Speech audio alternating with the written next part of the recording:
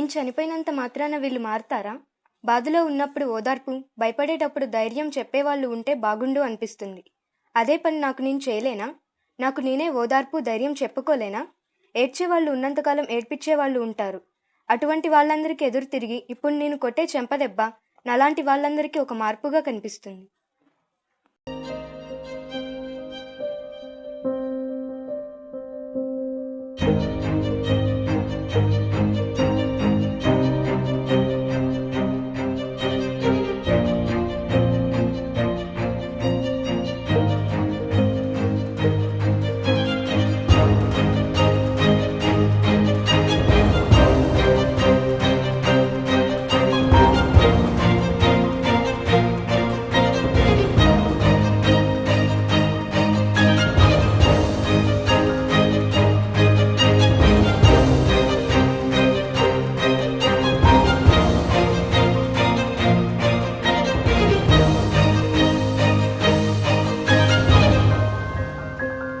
పోలీసులతో investigations, enquiries, మేధావులతో committees, రాజకీయ నాయకుల నిరసనలు, రాస్తారోకోలు, టీవీ ఛానల్స్లో చర్చా వేదికలు, న్యూస్ పేపర్స్లో పేజీలకు పేజీలు ఆర్టికల్స్.